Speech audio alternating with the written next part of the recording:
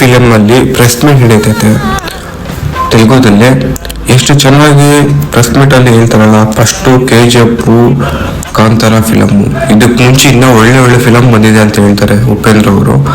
ಅದು ಯಾವ ಥರ ಹೇಳ್ತಾರೆ, ನನಗಿಂತ ಚೆನ್ನಾಗಿರೋ ಡೈರೆಕ್ಷನ್ ಇದ್ದಾರೆ ಅವರು, ಯಾವ ಒಳ್ಳೊಳ್ಳೆ ಫಿಲಮೇ ಮಾಡಿದ್ದಾರೆ ಅಂತ ಹೇಳ್ತಾರೆ. ಇದಕ್ಕೆ ಮುಂಚೆ ಭೀಮ ಬಂತು, ದುನಿಯಾ ವಿಜಯ್ ಅವರು, ಅವರೇ ಆಕ್ಟರ್ ಫ್ರಮ್ ಡೈರೆಕ್ಟರ್, ಅವರೇ ಮಾಡಿರೋದು. ಇದಕ್ಕೆ ಮುಂಚೆ ಸಲಗ ಮಾಡಿದ್ದಾರೆ, ಯಾವ ಥರ ತೋರಿಸಿದ್ದಾರೆ, ಈ ಥರ ಮಾಡ್ಬೋದಾ ಅಂತ ರೀತಿಯಲ್ಲಿ ತೋರಿಸಿದ್ದಾರೆ. ಆ ಥರ ಹೇಳಿದ್ದಾರೆ ಉಪೇಂದ್ರ ಅವರು. ಪ್ರೇಮ್ ಅವರು ಡೈರೆಕ್ಷನ್ ಮಾಡಿದ್ದಾರೆ, ತುಂಬ ಚೆನ್ನಾಗಿ ಮಾಡಿದ್ದಾರೆ.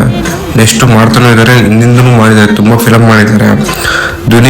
ದುನಿಯಾ ವಿಜಯ್ ಸೂರಿ ಅಂದ್ಬಿಟ್ಟು ಅವರು ಡೈರೆಕ್ಷನ್ ಮಾಡಿದ್ದಾರೆ, ದುನಿಯಾ ಫಿಲಮ್ ಡೈರೆಕ್ಷನ್ ಮಾಡಿದ್ದಾರೆ.